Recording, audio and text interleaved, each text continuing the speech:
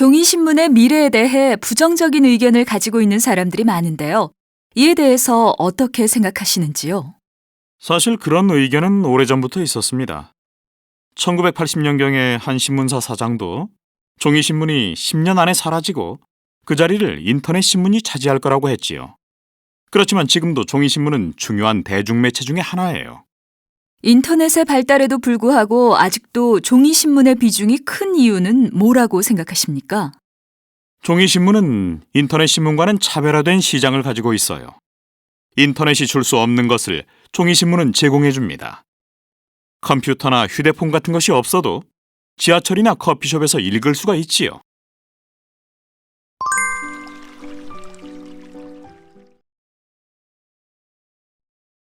선배님, 40년 넘는 기자 생활 중에 언제가 가장 기억에 남으세요? 아무래도 수습기자 때가 가장 기억에 남아. 그땐 처음 기자가 돼서 모든 일에 의욕이 앞설 때였거든. 그래서 기사를 쓸 때도 잘 쓰겠다는 생각으로 3장이면 될 내용을 10몇 장 쓴 적도 있어. 그때 편집장님이 이게 기사야 소설이야 하고 화내던 모습이 아직도 눈에 선해. 기사는 원래 자세히 써야 하는 거 아닌가요? 자세한 설명이 필요한 것도 있지만 그렇지 않은 부분은 독자가 알고 싶어하는 내용을 중심으로 간략하게 전달하는 게 좋지. 기사를 쓸 때 특히 어떤 점을 고려해야 돼요? 기사를 좀 더 잘 쓸 수 있는 방법이나 원칙이 있을까요? 기사의 원칙이니 기본이니 하는 것을 그리 어렵게 생각할 건 없어. 기사는 독자가 알고 싶어하는 것을 전달하는 거라고 했잖아. 그러니까 육하 원칙 알지?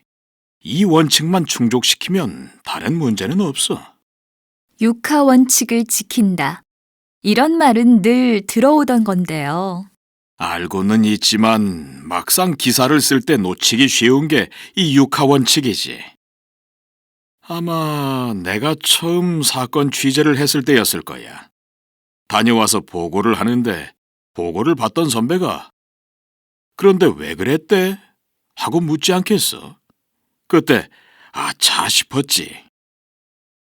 글쎄요, 왜 그랬을까요? 하고 반문하면서 얼마나 창피하던지. 그날 이후로는 수첩에 육하 원칙을 꼭 적어놓고 취재를 했어.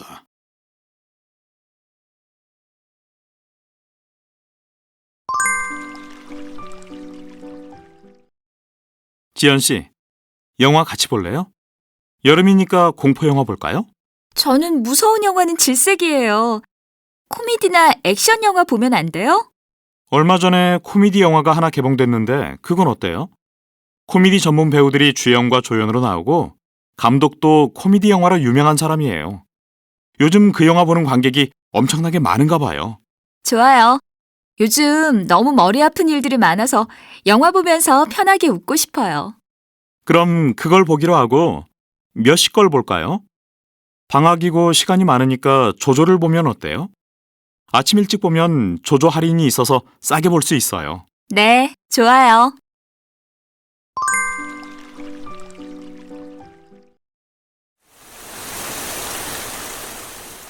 지혜는 나무 아래 벤치로 뛰어들어와 옷을 털고 비가 오는 것을 한동안 바라본다. 멀리서 상민이 비를 피해 달려오는 것을 보고 지혜는 당황하여 고개를 돌려 외면한다. 그렇지만 지혜는 가슴이 심하게 두근거리는 것을 느낀다. 지혜는 벤치 쪽으로 달려와서 지혜 앞에 서는 상민을 못 본 척하고 다른 곳을 보고 있다. 지혜니? 지혜가 그제야 돌아본다. 어머, 안녕하세요. 상민이가 웃자 어색해진 지혜는 뒤로 돌아서며 빗속으로 나가려 한다. 어디로 가는 거야? 그 말을 듣고 지혜가 멈칫 선다. 도서관에요. 그렇게 멀리? 안 멀어요. 저기 건물마다 처마 밑에서 쉬었다 가면 돼요. 그럼 내가 모셔다 드려야지. 내 우산으로. 상민은 윗옷을 벗어 우산처럼 든다. 저기 보이는 건물을 원두막이라고 생각하고 뛰는 거야. 자, 하나, 둘, 셋!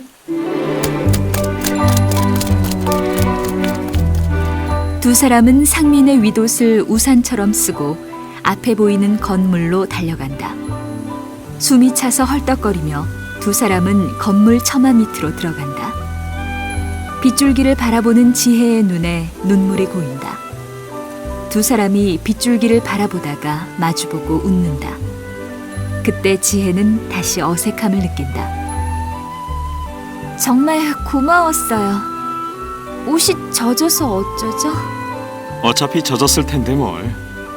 저 그럼 들어갈게요. 고마웠어요. 그래, 나중에 또 보자. 네. 지혜가 혼잣말을 한다.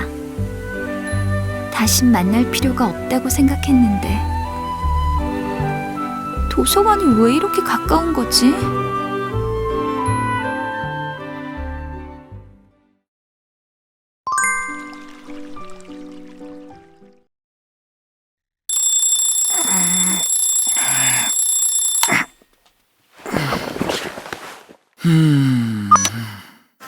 집안 구석구석 비누때, 물때, 찌든때, 묵은때 이제 걱정 마세요.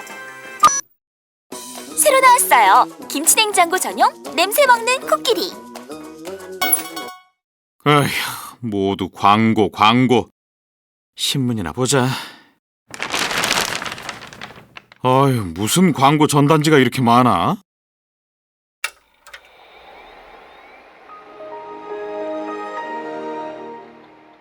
어제 수미가 이메일 보낸다고 했는데.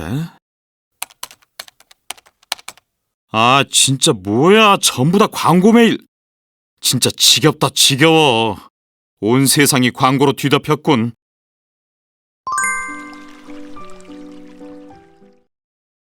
어떻게 이 햄버거는 광고 사진이랑 이렇게 다르냐? 광고라는 게 다 그런 거지 뭐. 그건 그렇지가 않아. 사람들이 다 그렇겠거니 하고 그냥 넘어가는 게 문제라고. 단순히 보기 좋게 광고 사진을 찍은 게 아니라 사람들을 속이는 수준이잖아. 넌 그렇게 생각하지 않니? 안 되겠어. 인터넷에 사실을 알리는 글을 올려야겠어. 그렇게 하면 그 회사가 개선을 할까? 중요한 것은 소비자들의 힘을 보여줘야 한다는 거야. 너 델리 햄버거 먹어봤니? 햄버거가 광고 사진하고 달라도 너무 달라서 기가 막히더라. 그러게 말이야. 광고 사진에는 야채도 싱싱하고 고기도 크고 맛있어 보이던데 실제로는 야채는 시들시들하고 고기는 종이처럼 얇고. 그래도 뭐 어떡해. 광고라는 게 다 그런 거지 뭐. 그건 그렇지가 않아. 사람들이 다 그렇겠거니 하고 그냥 넘어가는 게 문제라고. 이건 허위 과장 광고야. 단순히 보기 좋게 광고 사진을 찍은 게 아니라 사람들을 속이고 있잖아. 넌 그렇게 생각하지 않니? 나도 그렇게 생각하지만 어쩔 수 없잖아. 안 되겠어. 인터넷에 사실을 알리는 글을 올려야겠어. 광고 사진과 실제 햄버거 사진도 함께 올리고 요구사항도 하나하나 조목조목 정리해서 올려야겠어. 요구사항? 응. 예를 들면 광고를 낼 때 사진과 실물이 다를 수 있습니다 하는 말보다는 햄버거에 들어가는 야채나 고기의 실제 양을 숫자로 써놓으라고 요구하는 거야. 소비자들이 숫자만으로는 잘 모를 수도 있잖아. 그러니까 매장에 실제 햄버거를 전시해서 미리 볼 수 있도록 하라고 하는 게 더 나을 것 같은데? 그거 괜찮네. 인터넷 서명운동도 벌여야겠어. 델리 햄버거의 허위 과장 광고를 중단하라고 요구하는 서명을 네티즌들한테서 받는 거지. 그리고 소비자원에도 상담을 해봐야겠어. 어휴, 일이 커지는구나. 그런데 그렇게 하면 햄버거 회사가 개선을 할까? 중요한 것은 소비자들의 힘을 보여줘야 한다는 거야. 귀찮다고 포기하면 어떤 것도 해결할 수 없어. 소비자가 그렇겠거니 하고 넘어가지 않고 시정하라고 하면 회사도 어쩔 수 없이 귀를 기울이게 될걸?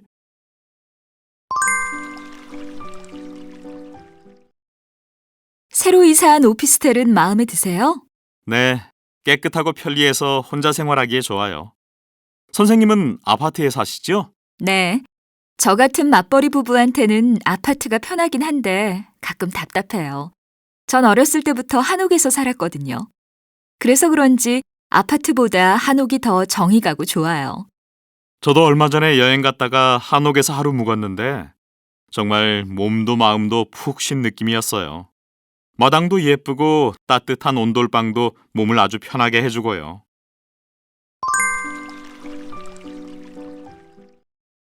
제가 이번에 설계를 맡게 된 김성숙입니다. 전화로는 한옥을 짓고 싶다고 하셨죠?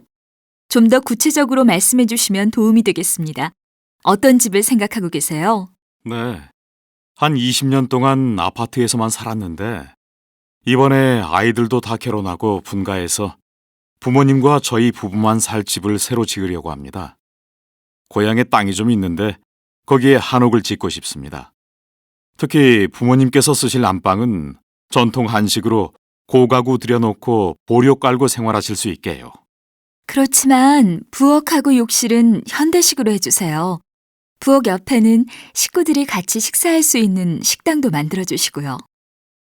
네, 그건 걱정하지 마세요. 요즘 한옥은 전통 한옥의 장점과 현대식 주택의 편리함이 잘 조화될 수 있도록 짓고 있습니다.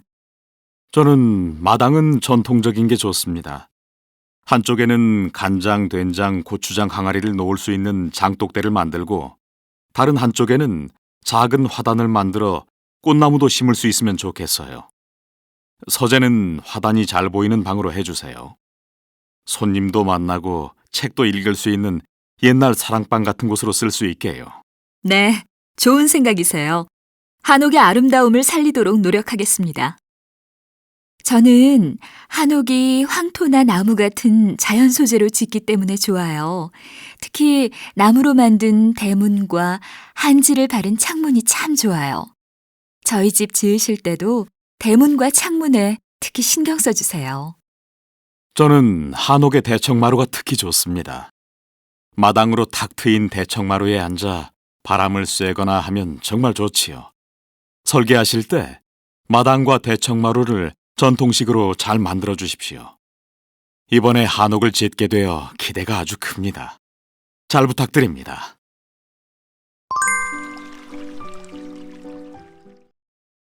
지난 시간에 한국 음식의 특징에 대해 말씀드렸지요. 한국 음식의 특징으로 양념의 맛이 중요하고 국물이 발달해 밥상 위에는 항상 국을 올린다는 점을 공부했습니다. 오늘 말씀드리고 싶은 것은 전 요리가 한국 음식에 발달해 있다는 점입니다. 전은 생선, 고기, 채소와 같은 여러 가지 재료에 밀가루와 달걀로 옷을 입히고 기름에 부치는 음식인데요. 이 요리는 맛이 담백해서 재료의 맛을 그대로 느낄 수 있습니다. 일반 가정에서도 생일이나 명절, 제사 같은 특별한 날에 전을 만들어서 즐겨 먹습니다.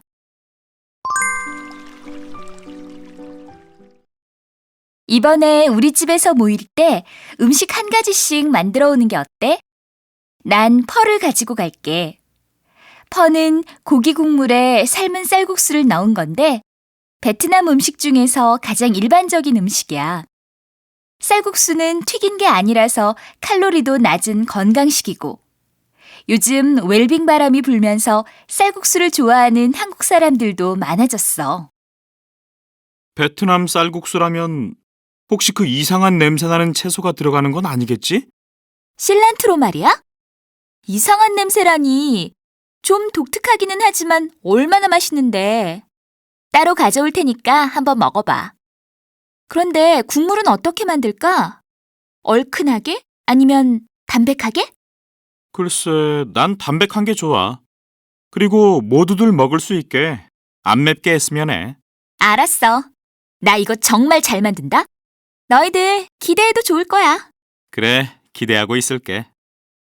난 일본 음식 중에서 뭘 만들까? 오코노미야키와 야키소바는 어때? 오코노미야키는 지난번에 너희가 먹고 싶다고 한 거고, 야키소바는 야채하고 국수를 볶은 거라서 만들기가 어렵지 않아. 그래서 친구들끼리 만날 때 많이 해먹는 음식이야. 아마 너희들 입맛에 맞을걸? 난 야키소바는 먹어봤어. 고소하고 괜찮았어. 근데 오코노미야키는 빈대떡 같은 거지? 야채와 해산물 같은 걸 밀가루 반죽에 섞어서 기름에 부치는. 맞아.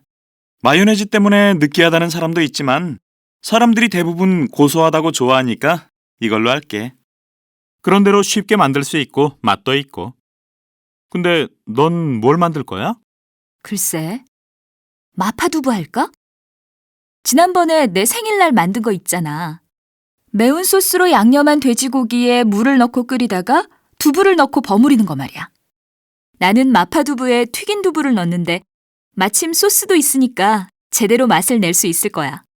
이번 일요일에는 베트남, 중국, 일본 요리까지 푸짐하게 먹겠는데? 기대된다.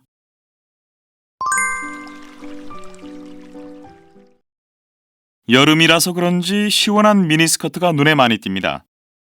이런 미니 열풍이 최근 경제 상황과도 관련이 있을까요? 흔히 경제 불황에는 미니스커트가 유행한다고 하는데요. 여성들의 치마 길이와 경제 상황은 관련이 있습니까? 사실 이런 말이 나온 것은 영국에서 2차 세계대전 때 옷감을 절약하기 위해 치마를 짧게 하라는 법을 만들면서부터라고 합니다. 결론부터 말씀드리면 관계가 없습니다. 1970년대 이루어진 연구에서도 경제 상황과 미니스커트의 유행은 관계가 없다고 했고요. 실제로 우리나라에서도 1970년대 불황일 때 오히려 긴 치마가 유행하고 1980년대 경제가 좋을 때는 오히려 미니스커트가 인기를 끄는 등 안 맞는 경우가 더 많았습니다.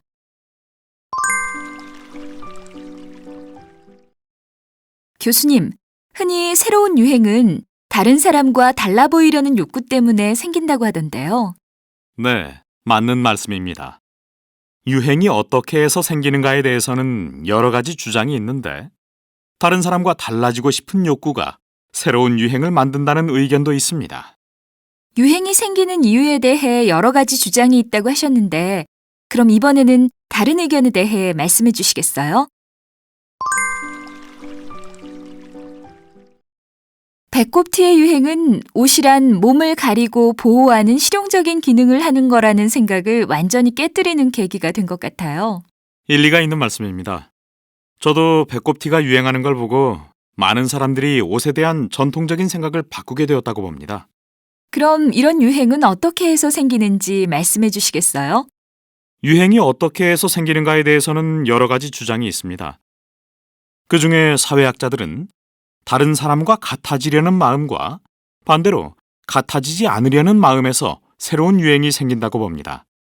다시 말하면 새로운 디자인의 옷이 나오면 사람들이 유행을 따르는 집단과 같아지려고 따라 입기 때문에 유행이 생기게 된다는 겁니다. 반면에 같은 유행이 어느 정도 계속되면 기존의 유행과 구별되는 옷을 입음으로써 또다시 새로운 유행을 만들게 됩니다. 네, 그렇군요. 전에 유행에 대한 의식 조사를 하신 적이 있다고 들었는데요. 그럼 이번에는 유행에 관한 사람들의 의식에 대해 얘기해 볼까요?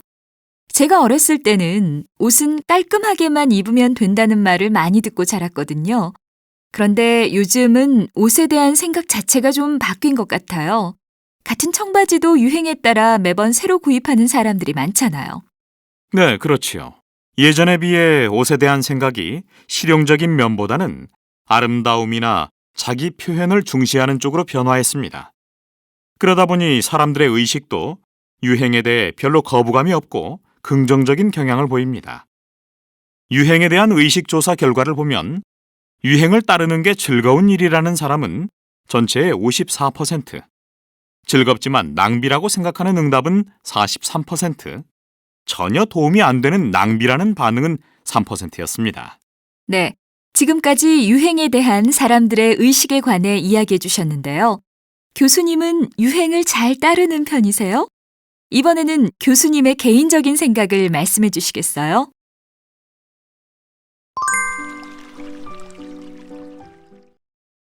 신도시에 살아보니까 어때요? 서울로 출근하는 사람들이 많아서 아침마다 출근 전쟁이에요. 그래도 신도시 안에서만 지내면 편하고 좋아요. 신도시는 계획적으로 개발한 곳이니까요. 서울에 들어오면 좀 답답하죠. 그럴 거예요. 그래도 70년대 이후 개발된 강남은 도로도 넓고 건물도 편리하게 자리 잡아서 강북보다 나은 것 같아요.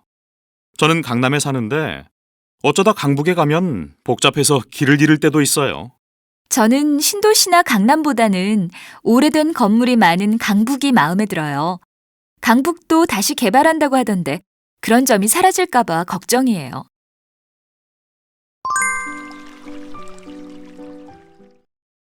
살기 좋은 도시의 조건이 뭐라고 생각해요? 글쎄요. 그런 것에 대해 별로 생각해 보지 않았어요. 우선 기후가 좋아야 하지 않을까요? 저는 너무 추운 곳은 싫거든요. 민석 씨는 어떻게 생각해요? 저도 환경이 중요하다고 생각해요. 특히 자연이 가까이 있는 도시가 저는 좋아요.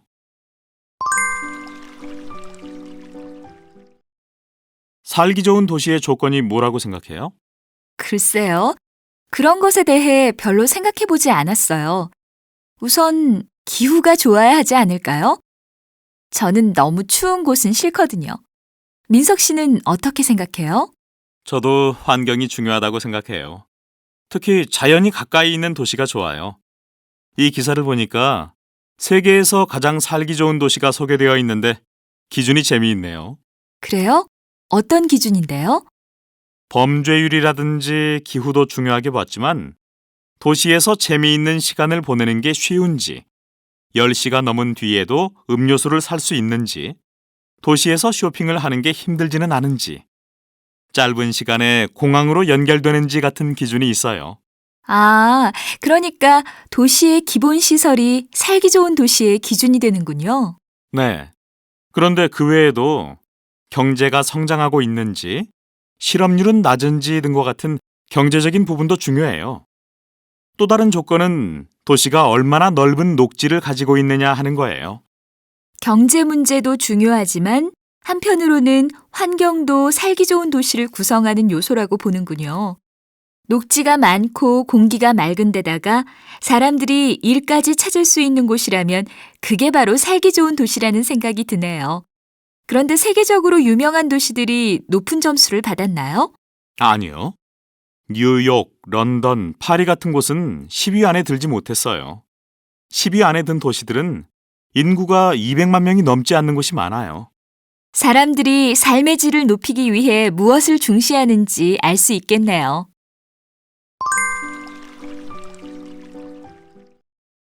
어제 경복궁에 처음 갔는데 아주 좋더라고요.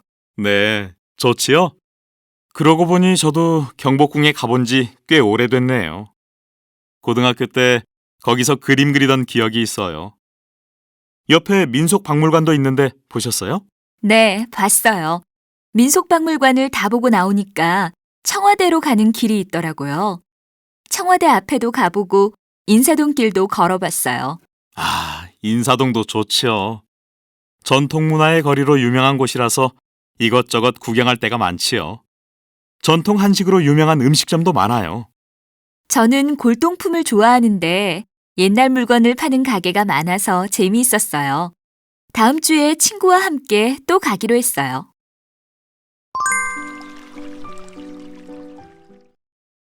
안녕하세요. 저는 한국에 배낭여행을 왔는데요. 하루 정도 걸어 다니면서 서울의 명소나 유명한 거리를 보고 싶어요. 가볼 만한 곳 좀 추천해 주시겠어요? 네, 도보 관광을 하기에 좋은 곳이 몇 군데 있는데요. 우선 북촌 한옥마을이 외국인이라면 한 번쯤 가볼 만해요. 조선시대 전통 한옥과 근대에 지어진 한옥들이 즐비하게 자리 잡고 있지요. 한옥이 옛 모습 그대로 남아있어 한옥의 아름다움을 느낄 수 있으실 거예요. 근처에 있는 북촌 문화센터에서는 전통술 만들기, 한국음악 같은 강좌도 열려서 전통 문화를 직접 체험할 수도 있어요. 지하철 3호선 안국역에서 내리면 도보로 10분쯤 걸려요. 아, 꼭 가보고 싶어요. 한국학을 공부하기 때문에 한국 문화에 대해 관심이 많거든요. 그런데 한국 역사를 눈으로 볼 수 있는 곳은 없을까요? 그럼 덕수궁 돌담길을 따라서 정동, 경복궁까지 이어지는 코스가 좋겠네요. 덕수궁, 경복궁 같은 옛 궁궐에서 조선시대 왕궁의 역사를 볼 수 있어요. 덕수궁과 경복궁 중간에 자리 잡은 옛날 러시아 공사관, 성 프란치스코 성당과 같은 근대 한국의 건축물을 보는 재미도 있지요. 서울시립미술관, 서울역사박물관도 있어서 서울의 역사와 문화를 한눈에 보는 기회도 될 거예요.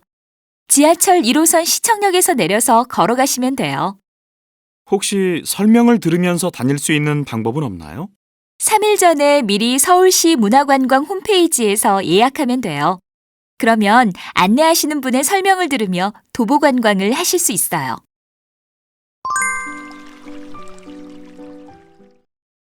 제가 점을 쳤는데 30살 전에 결혼하면 안 좋대요. 점을 쳐요? 무슨 점인데요?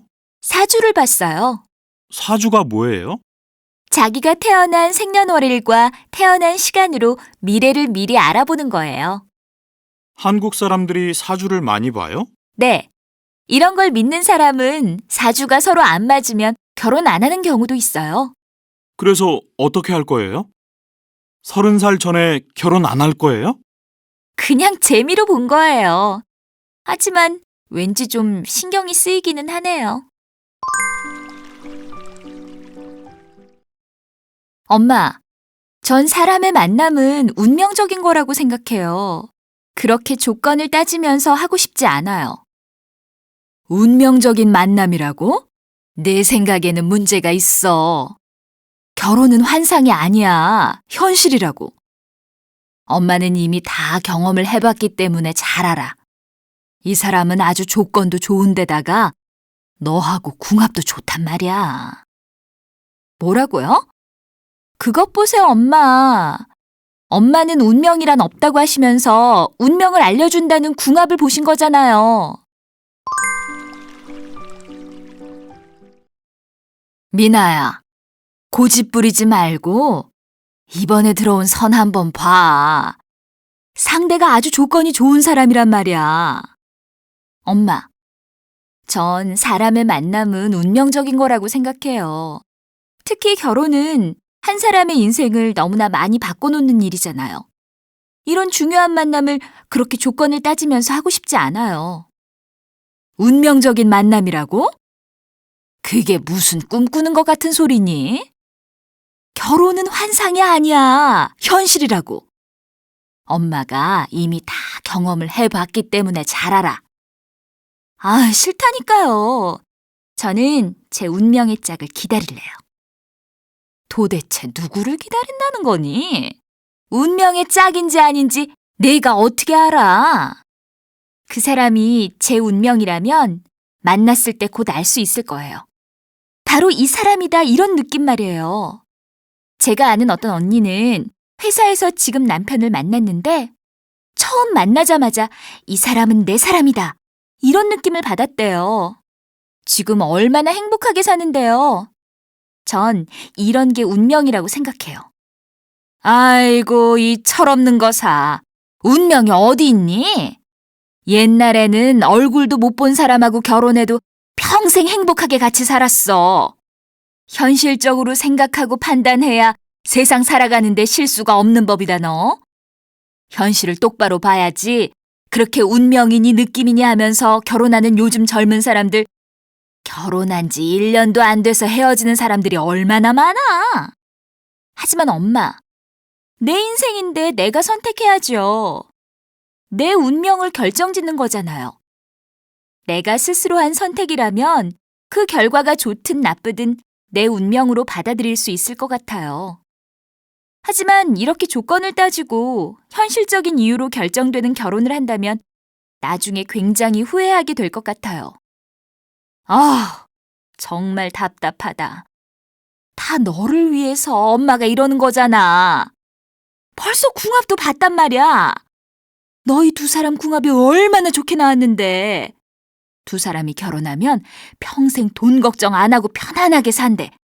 아주 똑똑한 아이도 낳게 된대. 뭐라고요? 그것 보세요, 엄마. 엄마는 운명이란 없다고 하시면서 운명을 알려준다는 궁합을 보신 거잖아요.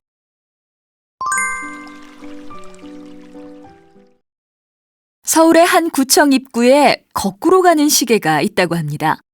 고정관념을 깨자는 취지에서 이런 시계를 만들었다고 합니다.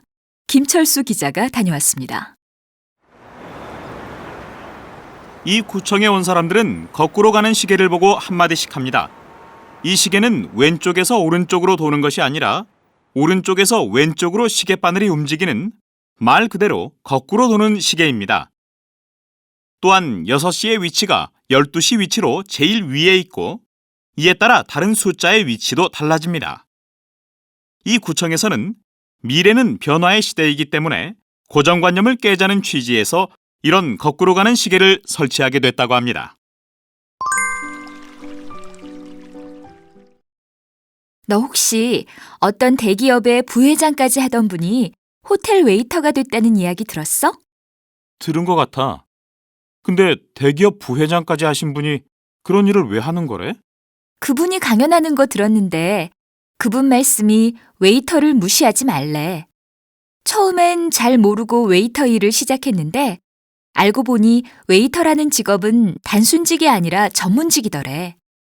정말 잘하면 연봉도 많고. 미국의 어떤 웨이터는 비서를 3명이나 두고 전 세계의 고객 8,000명을 관리한대. 그 웨이터가 호텔을 옮기니까 손님들도 90% 정도 따라서 옮겼대. 그래서 호텔에서 그 웨이터에 대한 대우도 아주 다르다고 하더라. 난 웨이터는 음식을 나르는 단순한 일이나 하고 돈도 못 버는 줄 알았는데 그게 아니구나. 그럼. 그러니까 고정관념을 가지고 누구는 어떻다든가 무엇은 어떻다 식으로 그냥 그렇게 생각해서는 안 돼. 예를 들어 막걸리만 해도 그래. 원래 막걸리는 시골 사람들이 주로 마시는 값싼 술이라고 알려졌잖아. 그런데 막걸리가 건강에 좋다는 것이 알려지고 포도 같은 과일 향이 나는 부드러운 칵테일 막걸리가 나오니까 요새는 젊은 여자들까지 막걸리를 많이 찾는데. 그러고 보니 요새는 이렇게 고정관념이 많이 깨지고 있지? 우리 회사만 해도 전에는 출근할 때 꼭 정장을 입어야 됐는데 요새는 오히려 정장을 입지 말고 자유로운 복장을 하라고 해. 자유롭게 옷을 입으면 생각도 자유로워진다고. 어느 나라든 역사적으로 도시나 문명의 발달은 큰 강을 중심으로 이루어져 온 것 같아요. 세계 4대 문명이라는 황하, 이집트, 메소포타미아, 인더스 문명도 모두 강을 끼고 발달된 문명이잖아요. 네, 그렇지요. 4대 문명이 발생한 지역은 모두 기후가 온화하고 땅이 기름지다는 공통점이 있어요.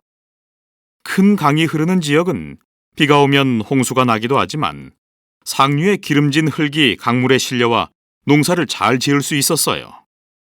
농사가 잘 되면 식량이 풍부하고 생활에 여유가 생겨 자연히 문화가 발달하게 되지요. 그런 점에서 보면 한국 역사에서 한강이 차지하는 비중도 크지 않을까요? 그렇지요. 삼국시대부터 한강은 한반도 역사의 중심에 있었지요.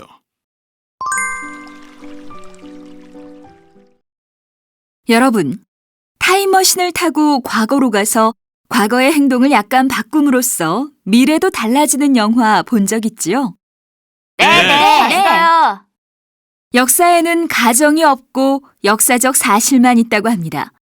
하지만 이런 영화처럼 그때 만약 이랬다면 어떻게 되었을까 하는 가정은 아직도 많은 사람들이 흥미있어하는 질문인 것 같아요.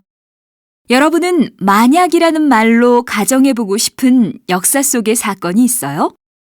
저는 신라의 통일에 대해 배우면서 만약 신라가 아니라 고구려가 한반도를 통일했다면 그 이후 한국의 역사는 아주 달라지지 않았을까 하는 생각을 했어요. 당시는 한반도 북쪽뿐만 아니라 만주 지역도 고구려의 영토였기 때문에 고구려가 통일을 했다면 우리 땅이 넓어졌을 거예요. 또한 강한 국력을 갖춘 고구려로 인해 한국 역사는 강대국의 역사로 자리 잡았겠지요.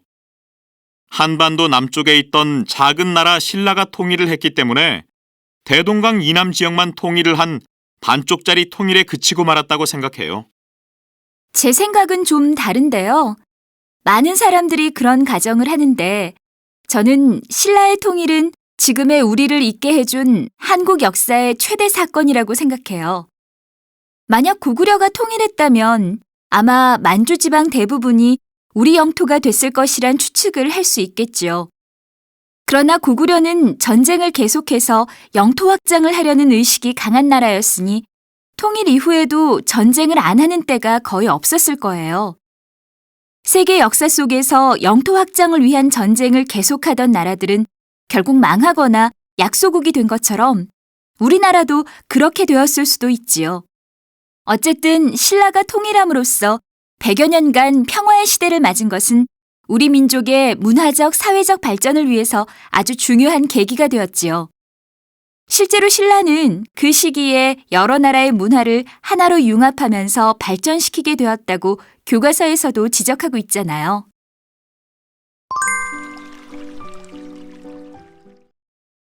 우리나라 집회에 등장한 인물들 몇 명이나 알고 계십니까? 이수진 기자가 전해드립니다. 1950년 한국은행이 처음 만든 지폐에는 이승만 전 대통령의 얼굴이 그려졌습니다. 살아있는 사람이 지폐에 나온 것은 이것이 유일합니다. 1960년 이후에는 전 국민이 모두 존경하는 인물이 나오기 시작했습니다. 바로 세종대왕입니다. 경제개발이 중심이었던 시대에는 예금 통장을 들고 있는 모자의 모습이 그려지기도 했고, 군인 출신인 박정희 대통령 시절에는 이순신 장군이 등장했습니다.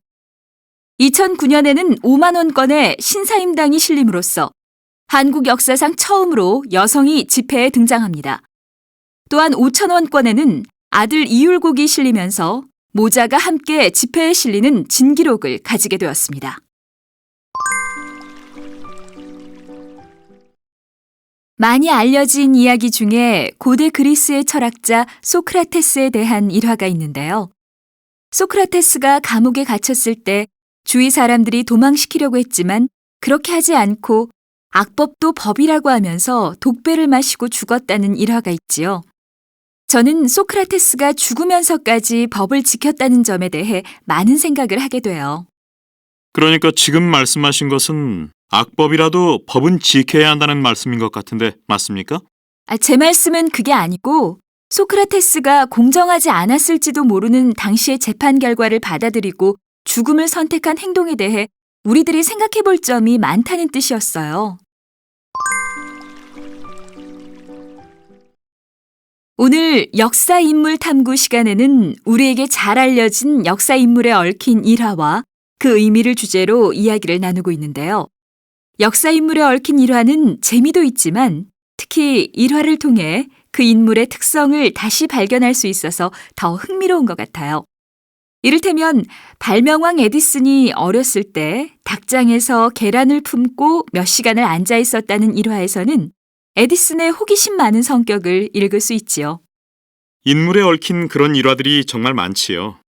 독일의 유명한 철학자 칸트는 매일 오후 3시에 정확하게 동네 앞 산책을 다녔기 때문에 사람들이 칸트를 보고 시계를 맞췄다는 이야기도 있잖아요. 네. 그런데 일화의 의미나 그 해석에 대해서는 간혹 의견이 엇갈리는 경우도 있지요. 많이 알려진 이야기 중에 고대 그리스의 철학자 소크라테스에 대한 것이 있는데요. 소크라테스가 감옥에 갇혔을 때 주위 사람들이 도망시키려고 했지만 그렇게 하지 않고 악법도 법이라고 하면서 독배를 마시고 죽었다는 일화가 있지요. 저는 소크라테스가 죽으면서까지 법을 지켰다는 점에 대해 많은 생각을 하게 돼요. 그러니까 지금 말씀하신 것은 악법이라도 법은 지켜야 한다는 말씀인 것 같은데 맞습니까? 제 말씀은 그게 아니고 소크라테스가 공정하지 않았을지도 모르는 당시의 재판 결과를 받아들이고 죽음을 선택한 행동에 대해 우리들이 생각해 볼 점이 많다는 뜻이었어요. 소크라테스의 죽음에 얽힌 일화는 유명하기는 한데 소크라테스는 실제로 악법도 법이라는 말은 한 적이 없다고 해요. 다만 자신이 법을 어기면 법질서 전체가 붕괴된다는 의미의 말은 했다고 해요. 즉, 자신이 도망친다면 자신의 목숨은 살릴 수 있겠지만 법질서는 무너진다고 생각한 거지 악법도 법이니까 지켜야 한다는 의미는 아니었던 거지요.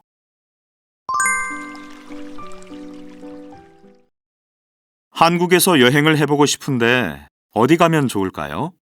어떤 곳을 보고 싶은데요? 저는 조선시대의 문화가 많이 남아있는 곳에 가보고 싶어요. 그러면 안동이 좋겠어요. 안동은 조선시대의 유교 문화가 많이 남아있는 곳이에요.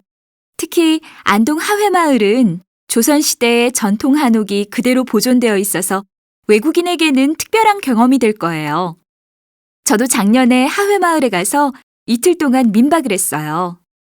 한국 전통 한옥에서 민박하면서 전통 문화를 직접 체험해 봤는데 정말 좋았어요. 아, 그러면 저도 이번에 가서 민박을 해봐야겠네요. 한 번쯤 한국 전통 한옥에서 자보고 싶었거든요.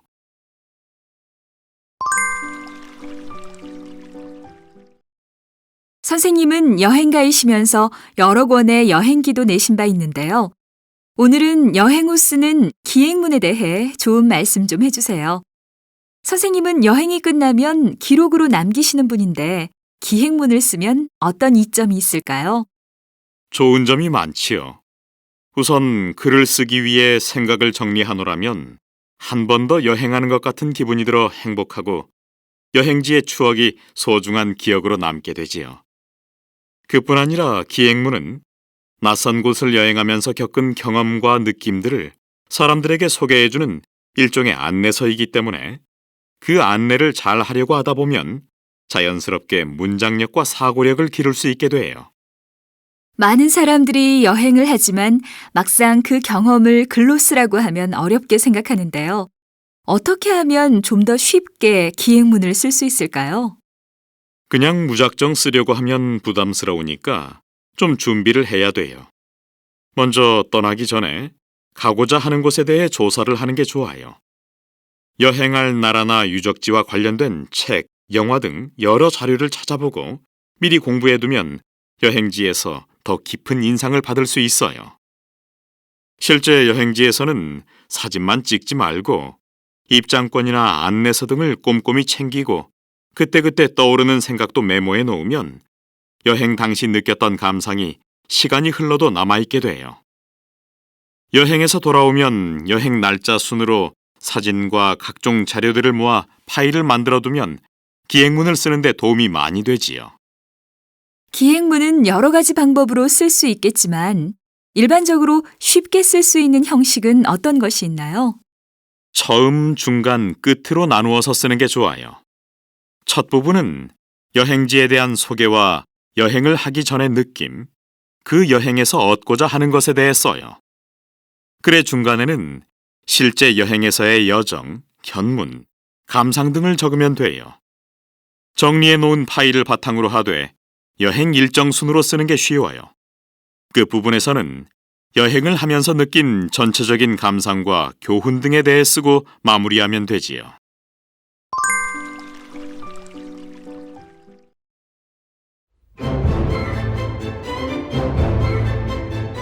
과학의 발달로 예전에는 상상할 수 없던 일들이 일어나곤 하지요. 이런 일을 재미있게 다룬 영화가 있어서 소개하겠습니다. 이 영화는 반복되는 삶에 지친 주인공이 자신의 일을 대신할 복제인간을 만드는 데서 시작됩니다.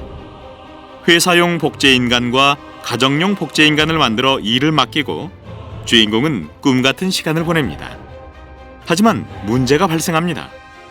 열심히 일하던 복제인간들이 점점 게을러지면서 여자친구와 데이트하거나 놀러 다니는 등 자기가 좋은 일만 하려고 했기 때문입니다. 우리는 이 영화를 통하여 복제인간 문제를 한번 가볍게 살펴볼 수 있습니다.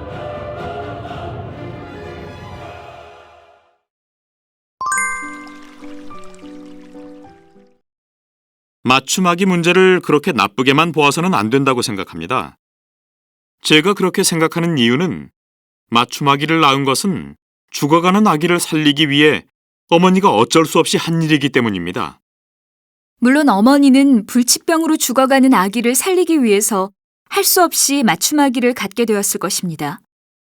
그러니까 그런 점이 있기는 하지만 맞춤아기 본인은 어떻게 됩니까? 몸의 일부가 필요하니까 너를 만들었고 필요하니까 너의 몸의 일부를 달라.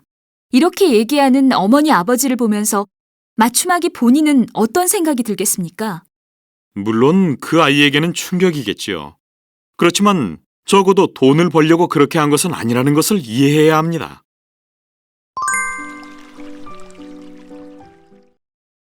최근에 맞춤아기에 대한 논란이 일고 있는데 두 분은 어떻게 생각하십니까?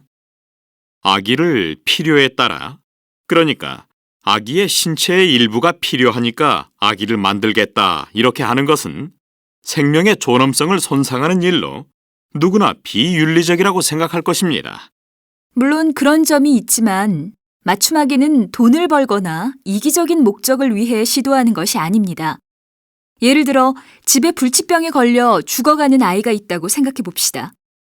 그때 둘째 아이를 낳으면 둘째 아이의 골수로 큰 아이의 불치병을 고칠 수 있다고 하는데 어느 어머니가 맞춤아기를 낳지 않으려고 할까요? 맞춤아기는 엄마가 내린 어쩔 수 없는 결정입니다. 어떻게 그렇게 쉽게 비인간적, 비윤리적이라고 비난할 수 있습니까? 그럼 불치병에 걸린 아이를 위해 맞춤아기를 만들어 필요하다면 맞춤아기의 몸의 일부를 빼내고 잘라내어 다 쓰자는 것입니까? 비록 영화 속이기는 하지만 맞춤아기로 태어난 아이가 그 사실을 알고 고통을 받다가 어머니를 고소하는 상황이 생기기도 했습니다. 그만큼 맞춤아기로 태어난 아이에게도 이 문제는 심각한 상황이 아닐 수 없습니다. 물론 저도 맞춤아기가 윤리적인 면에 문제가 있다는 점을 인정하고 있습니다. 그렇지만 가능한 치료 방법이 있는데 윤리적인 문제가 있다고 해서 이 방법을 쓰지 못하게 하고 한 인간을 죽게 내버려 두는 것이 과연 인간적일까요? 제가 맞춤아기에 대해 좀 더 열린 생각을 하자고 하는 이유는 맞춤아기로 살릴 수 있는 사람을 죽이는 것이 더욱더 비인간적이라고 생각하기 때문입니다. 우리 주위의 대부분의 발명품들은 생활 속의 불편함을 고치려는 노력 속에서 나왔다고 할 수 있는데요. 오늘은 어떤 것을 소개해 주시겠습니까? 오늘은 잘못 쓴 것을 지우거나 고치는 데에 쓰는 물건들을 소개해 드리겠습니다. 예를 들면 지우개 달린 연필은 연필로 뭘 쓸 때 꼭 지우개를 따로 챙겨야 하는 불편함을 느낀 어떤 사람이 지우개를 연필에 붙이면 어떨까 하는 아이디어에서 나왔다고 하고요. 수정액은 오타 때문에 직장에서 해고될까 걱정하던 어떤 여비서가 흰색 물감을 감춰두고 쓰다가 이 아이디어를 제품화한 것이라고 합니다.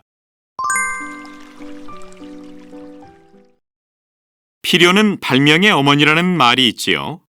최근 시내에서 열린 한 전시회에서는 생활 속의 아이디어로 만든 여러 가지 발명품들이 한자리에 모였습니다. 이들 발명품들은 대부분 일상생활 속에서 느꼈던 불편함을 고려해 만든 것들이라고 합니다. 생활과학부 김지윤 기자가 다녀왔습니다. 보통 사람들은 일상적인 일들이 습관화되어 불편을 별로 느끼지 않고 생활하는데요. 이번에 전시된 발명품들은 생활 속의 아주 작은 불편함도 놓치지 않고 바꾸어 보려고 노력하는 과정에서 만들어졌다고 합니다. 이 제품은 물을 무서워하는 사람을 위해 만들었다는 특수 수영복입니다. 입고만 있어도 물에 뜰 수 있는 이 수영복은 한 발명가가 구명조끼에서 아이디어를 얻어 만들었다고 합니다.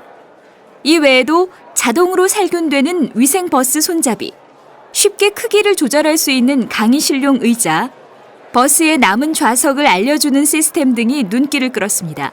한 발명가를 만나보았습니다. 저는 버스의 남은 좌석을 알려주는 장치를 개발했습니다. 버스를 타려고 하면 내가 탈 버스에 앉을 자리가 있는지 궁금하거든요. 특히 피곤해서 앉아서 가고 싶을 때는 이 버스를 타야 하는지 아니면 다른 버스를 타야 하는지 망설여집니다. 그래서 버스 정류장에 이런 장치가 필요하지 않을까 생각했습니다. 백화점 주차장에 가보면 몇 자리가 남아있는지를 알 수 있는데 거기서 힌트를 얻어서 이 장치를 만들어 보았습니다. 이번 전시회에 출품된 발명품들은 하나같이 실용성에 기술력까지 갖추고 있는데 요즘에 웰빙 추세를 반영한 건강 관련 작품도 많이 눈에 띕니다. 이들 중 상당수 발명품들은 머지않아 상품화될 것이라고 합니다.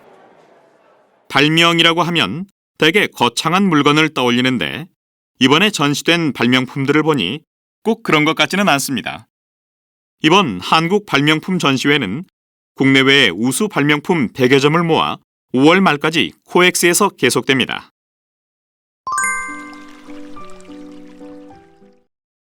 옥상의 민들레꽃 다 읽어왔지요? 먼저 인상적인 점에 대해 얘기해 볼까요? 저는 주제가 흥미있었어요. 궁전 아파트와 민들레꽃의 대비를 통해 주제가 잘 나타나는 것 같아요. 저는 소설을 이끌어가는 화자가 아이라는 점이 인상적이었어요. 아이가 화자로 나오는 소설은 여러분도 읽어본 적이 있을 텐데 어떤 효과가 있을까요? 사건에 대해 어린아이의 눈에 보이는 그대로 이야기하기 때문에 책을 읽는 독자들에게 오히려 생각할 기회를 주는 것 같아요. 그래서 주제를 전달하는데 효과적이라고 생각해요. 우리 아파트 베란다에서 할머니가 떨어져서 돌아가셨습니다. 실수로 떨어진 게 아니라 자살한 것입니다. 우리 아파트는 다른 사람들이 모두 부러워하는 고급 아파트입니다. 그런데 이런 일이 2번이나 일어나자 주민들은 아파트 값이 떨어질까봐 걱정을 했습니다. 그래서 주민들이 모여서 회의를 하게 되었습니다. 사람들이 모이자 먼저 8층에 사는 사장님이 입을 열었습니다. 여러분, 이번이 벌써 2번째입니다. 한 번만 더 사고가 나면 우리 아파트 값은 당장 똥값이 될 거예요. 좋은 의견이 있으신 분은 말씀해 주세요. 뚱뚱한 아줌마가 말했습니다. 먼저 우리가 할 일은 절대로 이 사고를 입 밖에 내지 않는 거예요. 소문만 안 나면 그 일은 없었던 거나 마찬가지예요. 다음은 그런 일이 다시는 안 일어나게 해야 돼요. 우리 아파트 베란다는 안전하지 않아요. 그래서 베란다에다 쇠창살을 달았으면 해요. 맞아요. 맞아요. 그래야 돼요. 응. 그때 나는 내가 알고 있는 것을 꼭 말하고 싶어 가슴이 답답했습니다. 베란다에 있어야 할 것은 쇠창살이 아니라 민들레꽃이에요. 정말이에요. 제가 경험해봐서 잘 알아요. 그러나 어른들은 나에게 말할 기회를 주지 않았습니다. 늙은 교수님이 천천히 말씀을 시작하셨습니다. 제 생각으로는 두 할머니가 왜 갑자기 죽고 싶어졌나 그 이유를 먼저 알아야 할 것 같습니다. 가족들이 할머니께 뭘 섭섭하게 해드리지 않았습니까? 할머니의 가족들이 대답했습니다. 아니요, 그런 일 없었어요. 어머니 방 냉장고는 어머니께서 좋아하시는 음식이 가득 차 있었고 옷장엔 갈아입으실 옷이 충분했어요. 저희도 마찬가지예요. 제 방과 똑같은 크기의 방에 제 방에 있는 건 그분의 방에도 다 마련해드렸어요. 그랬지만 어머니는 늘 불만이셨어요. 손자를 업어서 기르고 싶어 하셨지요. 그건 안 되죠. 안 되죠. 아기 다리가 미워지잖아요. 네, 그래서 정말 속상했어요. 그리고 땅에 뭘 심고 싶어 하셨어요. 시장에 가면 훨씬 더 좋은 게 많은데 도대체 왜 그러셨는지.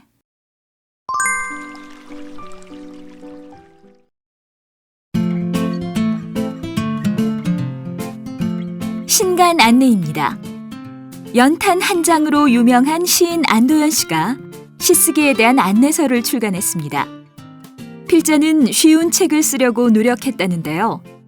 예를 들면 좋은 시를 쓰려면 술을 많이 마시고 연애를 많이 하고 시 한 줄 쓰기 전에 100줄을 읽으라고 충고하는 식입니다.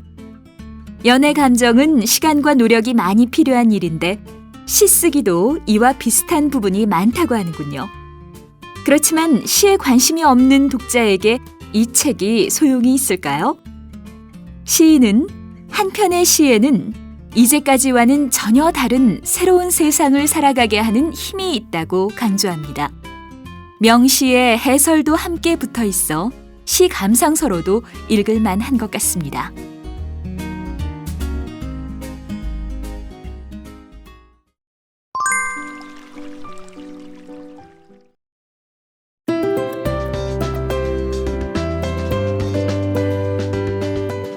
오늘은 김지연 시인을 모시고 이야기를 나누고 있습니다.